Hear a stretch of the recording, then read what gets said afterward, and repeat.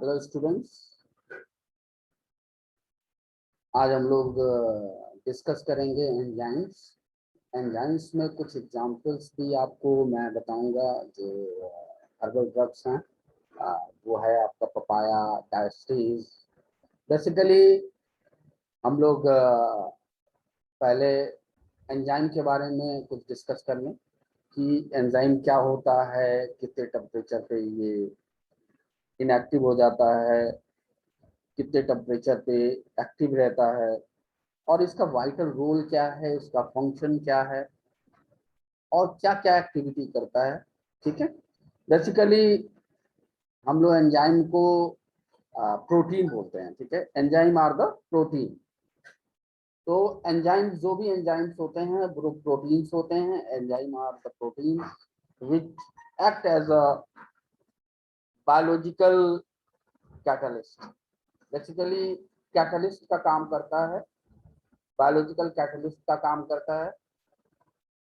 तो ये बेसिकली जो ह्यूमन बॉडी के अंदर केमिकल रिएक्शन होते हैं उसको स्पीड अप करने का काम करता है, स्पीड बढ़ाने का काम करता है केमिकल रिएक्शन का। यानी कोई कैटलिस्ट आपने डाल दिया तो वो उससे स्पीड अप हो जाएगा ह्यूमन बॉडी के अंदर।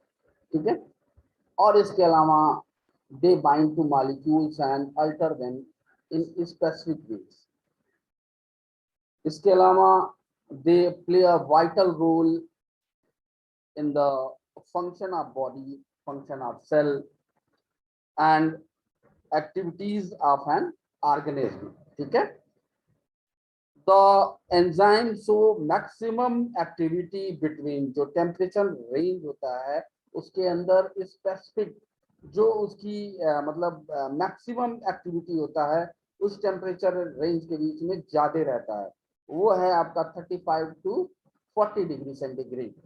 इसके अलावा they are partially inactive at 0 degree centigrade. 0 degree centigrade पे ये पार्शियली इनएक्टिव हो जाता है एंड बियॉन्ड 65 डिग्री सेंटीग्रेड पे ये इनएक्टिव हो जाता है। तो 0 डिग्री से नीचे और 65 डिग्री से ऊपर पे ये इनएक्टिव हो जाता है एंड गेट, जो आपका 65 डिग्री से ऊपर रहता है, 65 डिग्री सेंटीग्रेड से ऊपर रहता है, गेट डीनेचर्ड। ठीक है। ये इसकी एक्टिविटी है कि मैक्सिमम एक्टिविटी जो आप ये शो करता है इन बिटवीन 35 से 40 डिग्री सेंटीग्रेड के बीच, और 0 डिग्री सेंटीग्रेड पे इनएक्टिव हो जाता है और डीनेचर्ड हो जाता है 65 डिग्री सेंटीग्रेड पे। तो ये बड़ा इंपॉर्टेंट फैक्टर है, कल कोई कंफ्यूजन न रहे। ठीक है। They are soluble in water and dilute alcohol. Concentrated alcohol precipitate them. इसके अलावा एंजाइम का जो क्लासिफिकेशन है, क्लासिफिकेशन डिफरेंट कैटेगराइज्ड है, उसके डिफरेंट कैटेगरी में है एंजाइम के क्लासिफिकेशन।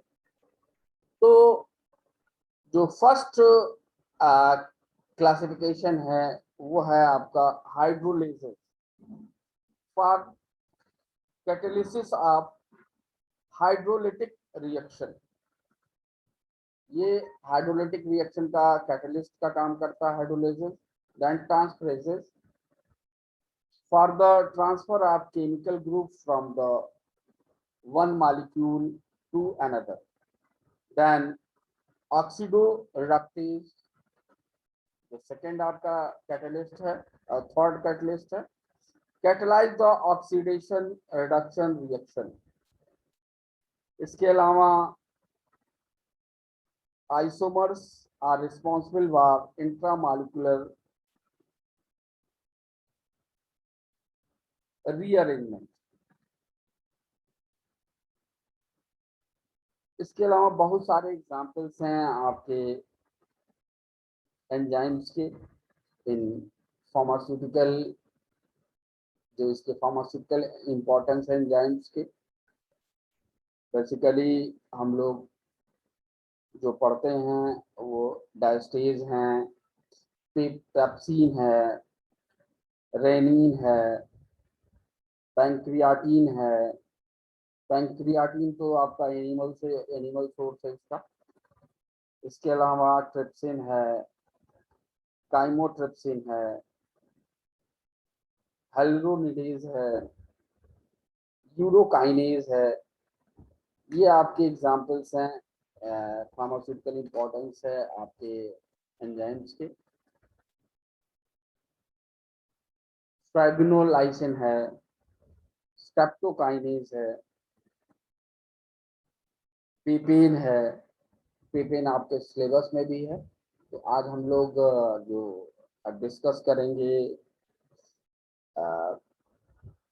एंजाइम्स में, वो हम लोग फर्स्ट ड्रग डिस्कस करेंगे, पपाया। पपाया बेसिकली इसको हम लोग सिनोनिम में वेजिटेबल पैप्सिन भी बोलते हैं। तो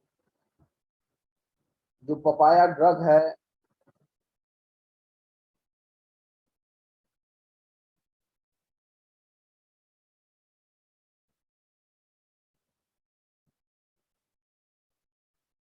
पपाया को हम लोग हिंदी में, जैसे आजकल आपने देखा होगा पपीता भी इसको हम लोग बोलते हैं, जो पपीता हम लोग फ्रूट्स मिलता है।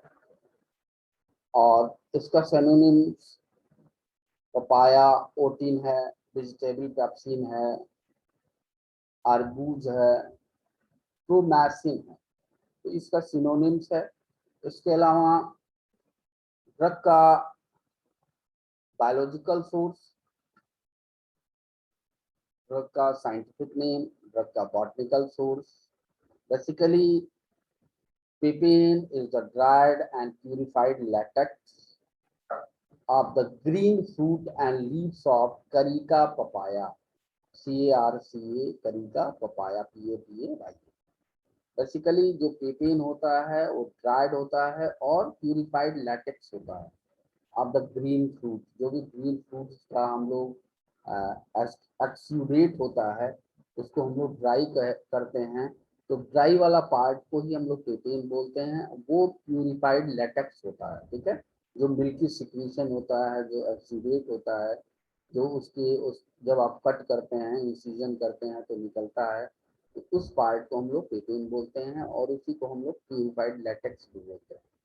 बेसिकली पेपेन जो होता है, papain is the dried and purified latex of the green fruit and leaves of Carica papaya belonging to family Caricaceae। तो ये बड़ा इंपॉर्टेंट है, इसमें इसका जो बायोलॉजिकल सोर्स याद करना आपको, carica papaya and caricaceae. Then geographical source, drug का जो जियोग्राफिकल सोर्स है, बेसिकली प्लांट कल्टीवेशन होता है श्रीलंका में, तंजानिया में, फ्लोरिडा में। प्लांट का जो हाइट अचीव करता है, the plant is 5 to 6 centimetre in height, bearing fruits of about 30 centimetre length. ठीक है, तो 5 से 6 मीटर यानी करीब करीब 16 से 17 फीट तक का हाइट अचीव करता है प्लांट। और इसमें जो फ्रूट लगता है वो 30 सेंटीमीटर लेंथ का होता है। ठीक है, and a weight up to 5 kg। Maximum up to 5 kg है गेन करेगा वेट। मैच्योर जो फ्रूट होगा वो 5 kg अप्रॉक्स गेन करेगा। तो 5 to 6 मीटर इन हाइट का प्लांट होता है और इसमें जो फ्रूट निकलता है, जो बियरिंग फ्रूट्स होते हैं आप अबाउट 30 सेंटीमीटर लेंथ, और जो इसका वेट होता है 5 kg रहता है। The epicarp adhere to the orange colour. ठीक है, जो एपिकार्प होता है वो ऑरेंज कलर का होता है।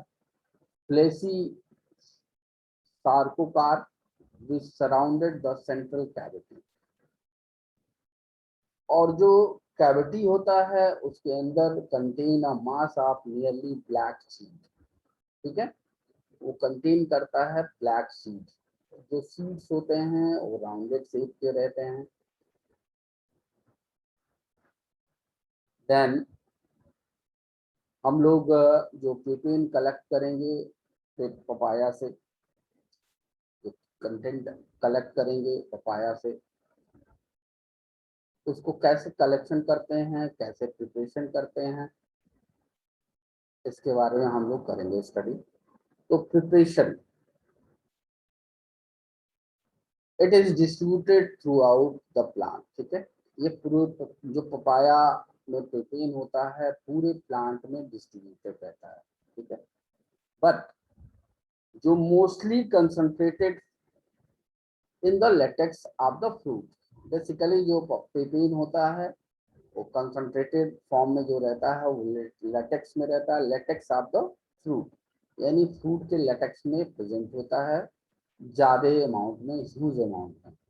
वैसे आप इसको पूरे प्लांट में मिलेगा, आपको पूरे प्लांट की एक्टिविटी होती है, चाहे वो स्टेम हो, लीफ हो, और उसके अलावा जो इसका फ्रूट है वो तो आप इसके अंदर मैक्सिमम अमाउंट में प्रोटीन प्रेजेंट ही है।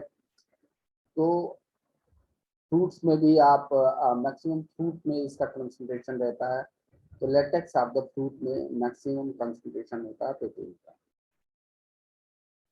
The latex is obtained by making 2 to 4 longitudinal incision। अब कम से कम आपको लेटेक्स में 2 से 4 लॉन्गिट्यूडनल इंसिजन कट करना पड़ेगा, लॉन्गिट्यूडनली, ठीक है। उसको आप कट करेंगे तो जो भी सिक्रीशन होगा वो एक्सीडेट होगा, उसी से होगा। अबाउट 1/8 इंच डीप, कम से कम 1/8 इंच डीप होना चाहिए, अंदर होना चाहिए। जो लॉन्गिट्यूडनल आप 2 to 4 लॉन्गिट्यूडनल कट कर रहे हैं, इंसिजन कर रहे हैं, वो 1/8 इंचेज डीप होना चाहिए, ठीक है, गहरा होना चाहिए। On the surface on 4 sided, जो सरफेस पे हो वो 4 साइडेड हो, of nearly mature but green fruit. ये बड़ा इंपॉर्टेंट है, किस फ्रूट में आपको मिलेगा, मैच्योर हो बट वो ग्रीन हो, उसी से मिल्की सिक्रीशन एक्सटीब्यूट होगा, उसी से आपको पेपेन मिलेगा।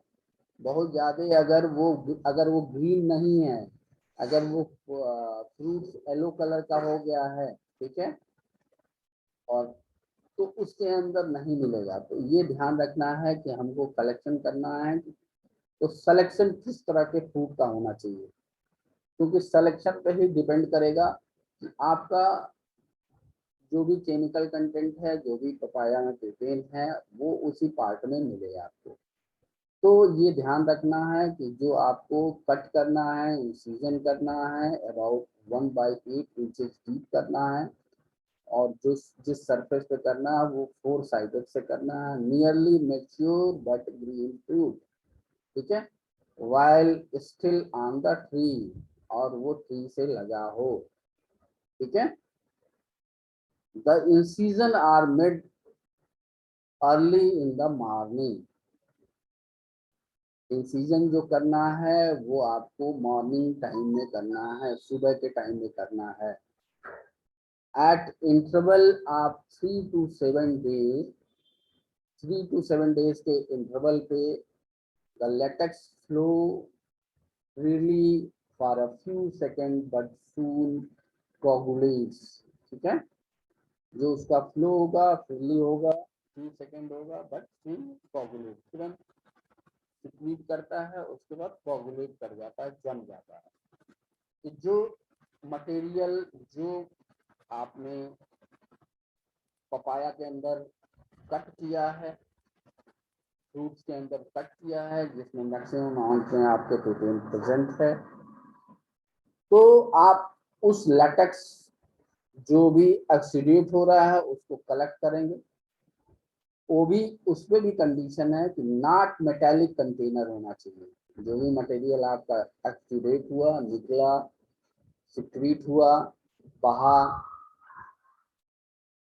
वो नॉन मेटेलिक कंटेनर के अंदर कलेक्ट करना है, ओके।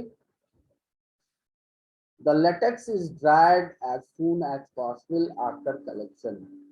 लेटेक्स जो आपने कलेक्ट किया है उसको dried as soon as possible, उसको आफ्टर कलेक्शन के बाद जल्दी से जल्दी उसको जितना जल्दी हो सके उसको ड्राइड करना है। रैपिड ड्राइंग या एक्सपोजर टू सन या high temperature above 38 degree centigrade to produce dark color product which weak in photolytic activity।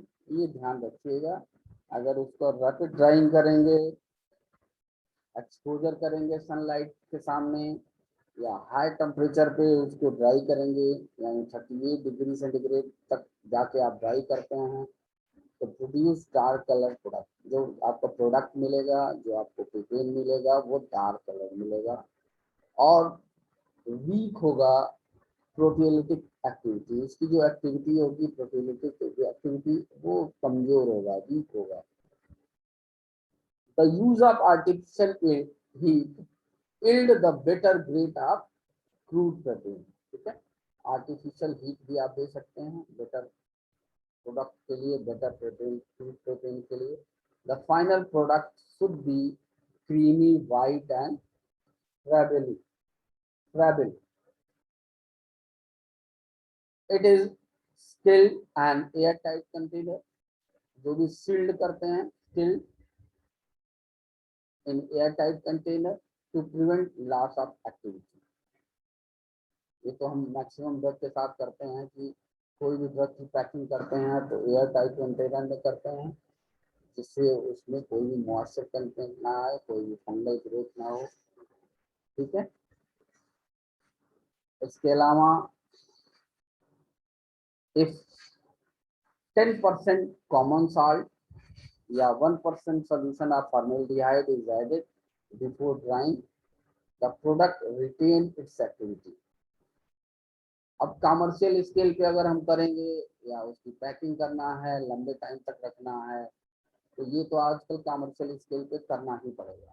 ठीक है, बट आपको घर पे निकालना है, बनाना है, यूज करना है, लंबे टाइम के लिए नहीं रखना है, तो ऐसे केमिकल के मिलाने की कोई जरूरत नहीं है। बट ये है कि कमर्शियल स्केल पे करते हैं तो उसमें 10% कॉमर्शियल डाल दें या 1% सोल्यूशन ऑफ फॉर्मल्डिहाइड ऐड कर दें, तो प्रोडक्ट जो रहता है वो काफ़ी अच्छी एक्टिविटी रिटेन करता है। और ये सब प्रोसेस हमको ड्राइंग के पहले ही करना है, जो बिफोर ड्राइंग है, एडेड बिफोर ड्राइंग। ठीक है, यानी ड्राइंग के पहले इसको हम लोग को कर लेना है। ठीक है, इससे एक्टिविटी रिटेन करेगा, एक्टिविटी इसका हम बना रहेगा फॉर मेनी मंथ, कई महीनों तक इसका एक्टिविटी बना रहेगा। Fully grown fruit give more latex of high enzyme potency than smaller। In mature fruits के कंपेरिजन में जो मैच्योर या स्मॉलर या इमेच्योर फ्रूट रहते हैं वो कम लेटेक्स और कम एंजाइम पोटेंसी देते हैं। ठीक है, the yield of papain vary from 20 to 250 ग्राम पर ट्री। ठीक है, 20 से 250 ग्राम पर ट्री वैरी करता है पेपेन जो yield मिलता है। यानी एक जो भी एक पपाया का प्लांट है उसके अंदर जो फ्रूट मिल रहा है वो 20 से लेके 250 ग्राम तक वैरी करेगा पर tree. The yield of commercial papain from latex is about 20%। ठीक है, कमर्शियल स्केल पे पेपेन आप निकाल दें तो लेटेक्स 20% ऑफ ही होगा। देन ड्रग की जो कैरेक्टरिस्टिक है, कैरेक्टर है, वो हम स्टडी करेंगे। तो पेपेन का जो कैरेक्टर है, जो आपने अभी तक पपाया फ्रूट से आपने कलेक्ट किया papain, papain occur as a white या greyish white slightly hygroscopic powder. तो मैंने पहले ही बता दिया था आपको, क्रीम या वाइट कलर में आपको पेपेन मिलता है और स्लाइटली हाइग्रोस्कोपिक पाउडर होता है। It is incompletely soluble in water and glycerol. ये वाटर के अंदर सॉल्वेबल नहीं रहता है, ग्लिसरॉल के अंदर सॉल्वेबल नहीं रहता है। ठीक है, इट में digest about 35 times its weight of lean meat. ठीक है, Best grade render digestion of 200 to 300 times per week of coagulated egg albumin in alkaline media. The temperature range क्या होना चाहिए उसके लिए?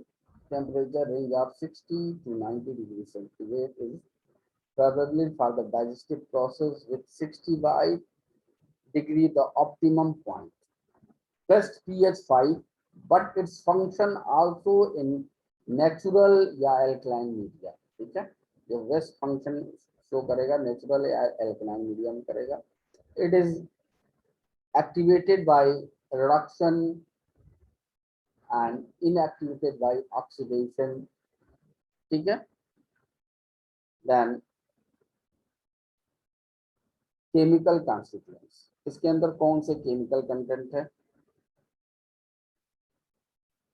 बेसिकली ये पेपेन को हम लोग हमेशा प्रोटियोलिटिक एंजाइम बोलते हैं. ठीक है, proteolytic enzyme.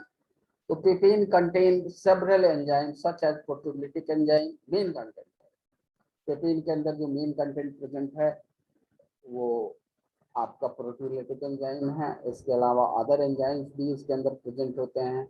Peptidase first capable of converting protein into dipeptidase. ये आप ध्यान दीजिएगा.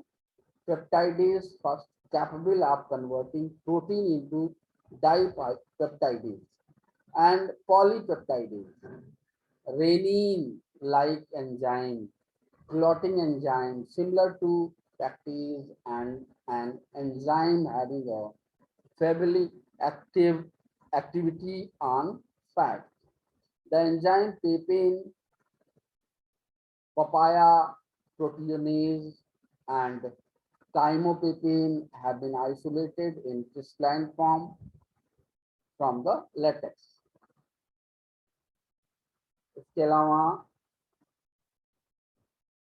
ड्रग का यूटिलाइजेशन क्या है, ड्रग का यूज क्या है? Papain is used to prevent adhesions. अब एडिशंस क्या होता है? यानी बेसिकली कभी कभी डाइजेशन इंटेस्टाइन में प्रॉब्लम आता है कि जो भी आपके ऑर्गन से टिश्यू जो है चिपक जाते हैं, एडिशंस हो जाते हैं, एडिशन हो जाते हैं, चिपक जाते हैं, उसको इम्प्रूव करेगा. तो papain is used to prevent adhesions. Is infected wounds, जो भी इन्फेक्टेड घाव हैं उसमें काफी फायदा करेगा. Internally as a protein digestion. अब प्रोटीन के डाइजेशन में भी काम करता है, प्रोटीन डाइजेशन में भी. एज एंड हेमेटिक यानी निमोटोड्स का इन्फेक्शन है उसमें काम करेगा. To relieve the symptom of episiotomy. Episiotomy होता है इंसिजन ऑफ बॉल. ठीक है, उसमें ये काफी रिलीव करेगा. इस सिस्टम में जो भी आपका सिम्टम है उसमें भी इम्प्रूवमेंट करेगा. अब बेसिकली पेपेन का यूज करते हैं टेंडराइजिंग में. टेंडराइजिंग यानी जो मीट इंडस्ट्री है उसमें बीफ को हम लोग टेंडराइजिंग करने के लिए यूज ज्यादातर करते हैं पेपेन को. इन मीट इंडस्ट्री फॉर टेंडराइजिंग बीफ. इसके अलावा for treatment of dyspepsia. Dyspepsia के ट्रीटमेंट में, इंटेस्टाइनल एंड गैस्ट्रिक डिसऑर्डर में. इंटेस्टाइनल और गैस्ट्रिक यानी जो भी इंटेस्टाइन के अंदर जो भी गैस्ट्रिक डिसऑर्डर हो, एसिडिटी हो. अब मान लीजिए बहुत सारे ऐसे लोग हैं जिनको डाइजेस्टिव सिस्टम क्लियर नहीं हो रहा है, डाइजेशन प्रॉपर नहीं है, खाना नहीं पच रहा है, उनको उल्टी से भी डकार आ रही है, तो उसमें पेपेन का काफ़ी अच्छा यूज है, पपीता का काफ़ी अच्छा यूज है, और उसमें भी ग्रीन पपाया का काफ़ी यूटिलाइजेशन है. तो ये इंटेस्टाइन के अंदर जो गैस्ट्रिक डिसऑर्डर होता है इसको इम्प्रूव करता है और काफ़ी अच्छा इफेक्टिव होता है. और इसके अलावा डिप्थीरिया में dissolving diphtheria membrane in surgery to reduce incidence of blood clots, surgery के अंदर ये जो भी इंसिडेंस होता है ब्लड क्लॉटिंग का, उसको कम करता है। where thromboplasma is undesirable, and for local treatment of buccal, pharyngeal and laryngeal disorder। तो इसमें ये काफी इम्पोर्टेंट ड्रग है इसके लिए। इसके अलावा it is use in digestive mixture. अब डाइजेस्टिव मिक्सचर बहुत सारे ऐसे लीवर टॉनिक आते हैं जिसमें ये इसको यूज करते हैं एज एंजाइम। बहुत सारे डाइजेस्टिव एंजाइम आते हैं मार्केट में, हर्बल एंजाइम बहुत सारे आते हैं, और ज़्यादातर आते हैं हर्बल के ही आते हैं, हर्बल प्रोडक्ट्स के ही आते हैं। और उसमें ये आपका पेपेन जो होता है वो काफ़ी इफेक्टिव होता है। तो it is use in digestive mixture, इसीलिए यहाँ ये मार्क किया गया digestive mixture in liver tonic for reducing enlarged tonsils।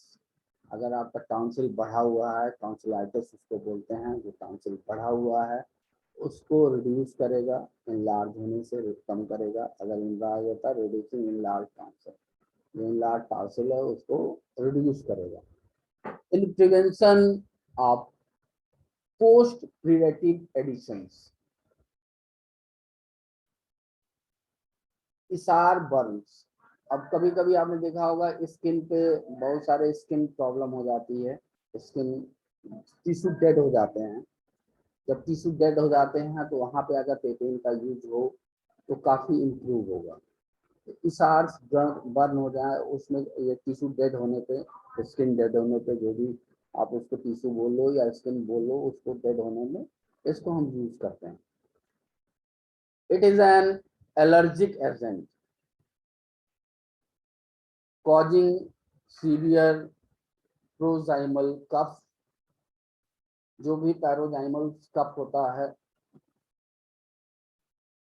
Vasomotor rhinitis and dyspnoea. Basically allergic cough, vasomotor rhinitis, यानी आपका कंटिन्यूअस नाक बह रहा है, पानी की तरह निकलना, ठीक है, बह रहा है, और आपको ब्रीदिंग में प्रॉब्लम है, तो इस केस में भी हम इसको यूज करते हैं, तो उसमें आपको काफी रिलीफ मिलेगा। इसके अलावा it is a powerful poison when injected intravenously. अगर इसको इंट्रावेनियसली आप इंजेक्ट करते हैं तो ये पावरफुल पॉइजन का भी काम करेगा। इन इंडस्ट्री बेसिकली प्रोटीयोलिटिक जो भी प्रोसेसिंग है, प्रोटीयोलिटिक एंजाइम है, it is used in the manufacture of proteolytic preparation of meat, liver and casein with dilute alcohol and lactic acid as meat tenderizer। अभी मैंने पीछे ही बताया कि मीट टेंडराइजर में भी यूज होता है, जो भी बीफ का मीट होता है उसको टेंडराइजिंग के लिए काम करते हैं। तो ये बेसिकली इंडस्ट्री में यूज होता है। आपका manufacture of proteolytic preparation of meat, liver, casein with dilute alcohol and lactic acid as meat tenderizer as a substitute for rennet in cheese manufacture। ठीक है, एज ए सब्स्टिट्यूट भी use होता है चीज मैन्युफैक्चर के। इसकी मतलब सब्स्टिट्यूटिंग एजेंट के रूप में भी पेपेन को हम लोग यूज करते हैं कि अगर चीज मैन्युफैक्चर में रिनेट नहीं है, कम है, तो उसकी जगह पे हम इसको यूज करते हैं। In brewing industry for making chill proof beer. ठीक है, जो बियर इंडस्ट्री है, ब्रूइंग इंडस्ट्री है, उसके अंदर हम लोग चिल प्रूफ बियर को बनाने में यूज करते हैं पेपेन को। इसके अलावा नेचुरल मिल्क बनाने में यूज करते हैं। इसके अलावा preparation of toothpaste and cosmetics में यूज करते हैं। जो आपका बहुत सारे ऐसे टूथपेस्ट हैं और कॉस्मेटिक्स हैं, उसके अंदर भी पेपेन का यूज करते हैं। इन टैनिन इंडस्ट्री टैनिंग इंडस्ट्री भी, जहाँ पे मैन्युफैक्चर होता है टैनिंग, जो भी टैनिंग इंडस्ट्री है, टैनिंग इंडस्ट्री के अंदर bathing skin and hides, and as ingredient have cleansing solution for soft contact lenses में यूज होते हैं। यानी in tanning industry for bathing skin and hides, and as an ingredient in cleansing solution for soft contact lens, यानी जो आप soft contact lens होता है उसके क्लीनिंग करने में इंग्रेडिएंट को यूज कर सकते हैं। इसके अलावा पेपेन का टेस्ट क्या है, पेपेन का टेस्ट कैसे करेंगे, तो papain is reacted with gelatin solution at 80 degree centigrade पे। ये जिलेटिन के साथ रिएक्ट करता है, जिलेटिन सॉल्यूशन के साथ रिएक्ट करता है 80 डिग्री सेंटीग्रेड पे in the presence of an activating cysteine chloral hydrate solution for an hour. The solution is cooled to 4 degree centigrade for a long time. The treated solution must not result in comparison to a blank solution under identical condition. Adulteration क्या है, जो भी commercial propane is often adulterated with arrowroot, जो आपका इसका adulteration करते हैं, mixing करते हैं। यानी आपको पता ही है कि अगर कोई ड्रग मार्केट में ज़्यादा बिक रही है, उसका कास्ट ज़्यादा है, तो उसकी जगह पे कोई न कोई चीपर ड्रग हम लोग यूज करते हैं, जो सस्ता ड्रग यूज करते हैं, तो एडल्ट्रेटेड करते हैं विथ एरोरूट के साथ, स्टार्च के साथ, ड्राइड मिल्क के साथ। इसके अलावा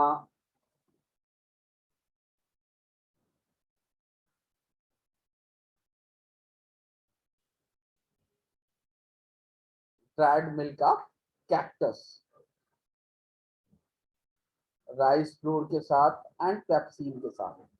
ये सारे आपके कंटेंट होते हैं जिसके साथ हम लोग एडल्ट्रेशन करते हैं, और ज़्यादातर मार्केट में एडल्ट्रेशन होता है इसके द्वारा।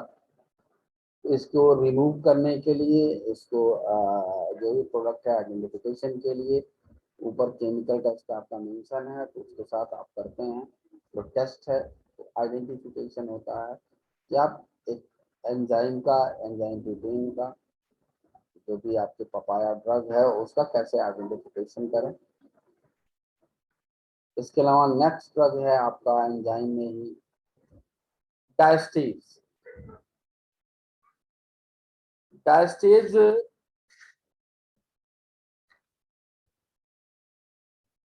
बेसिकली इसका जो सिनोनिम है उसको हम लोग बोलते हैं एमाइलेज। एमाइलेज बायोलॉजिकल सोर्स जो होता है आपका डायस्टेज का, it is an amylolytic enzyme. ये एमाइलोलिटिक एंजाइम है जो कि स्लाइवा के अंदर प्रेजेंट होता है, ठीक है। It is an amylolytic enzyme present in the saliva. इसको हम लोग स्लेवरी डायस्टेज भी बोलते हैं, टायलिन भी बोलते हैं, पैंक्रियाटिक डायस्टेज भी बोलते हैं, या एमाइलोक्सिन बोलते हैं, ठीक है। Found in the digestive tract of animals and also in malt extract.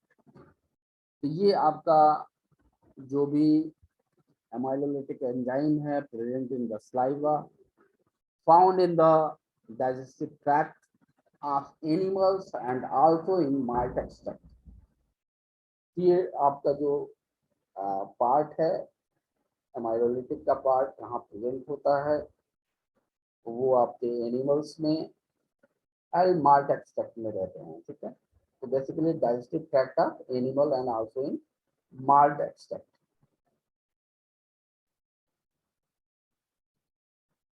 इसके अलावा बहुत सारे अदर एमाइलोलिटिक एंजाइम हैं, वो कार्बोहाइड्रेसेस हैं।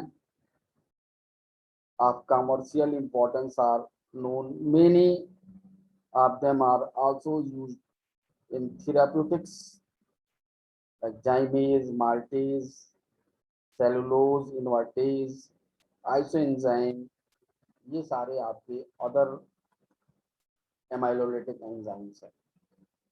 ड्रग का जो कैरेक्टरिस्टिक है, डिस्क्रिप्शन है, कलर जो होता है ड्रग का वो एलोइस वाइट होता है। ऑर्डर जो होता है वो कैरेक्टरिस्टिक होता है।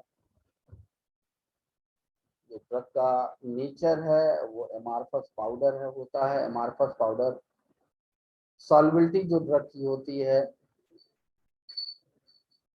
Forms of colloidal solution with water, it precipitate in alcohol.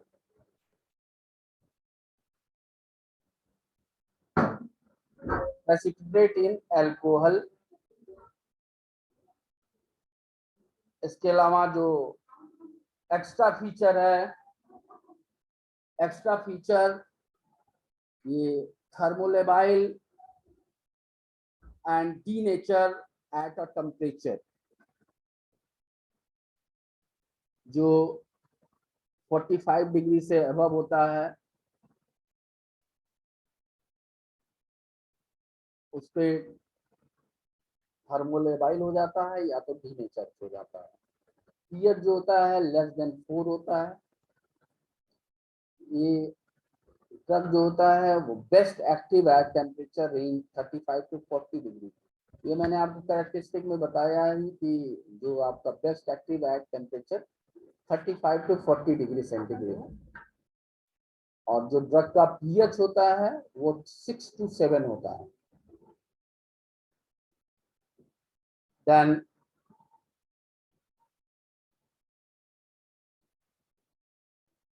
जो ड्रग का यूजेस है, यूटिलाइजेशन है, बेसिकली ये एज अ डाइजेस्टेंट यूज होता है। और इसके अलावा production of pre digestive starchy fruit के लिए होता है। जो प्रोडक्शन होता है प्री डाइजेस्टिव स्टार्ची फूड होते हैं उनके लिए यूज करते हैं। And also for the conversion of starch to fermentable sugar in fermenter. ठीक है, ये भाई एंजाइम है तो कन्वर्जन में भी काम होगा, एज अ कैटलिस्ट भी काम करेगा।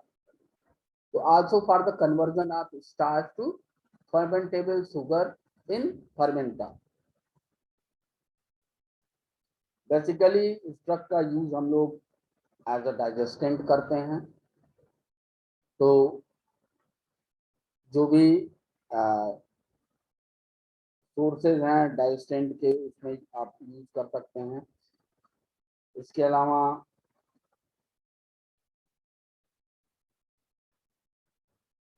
बेसिकली जो फर्मेंटेशन के लिए हम लोग यूज कर रहे हैं conversion of starch and fermentable sugar in fermenter. Basically ये ब्रूइंग इंडस्ट्री में यूज करते हैं।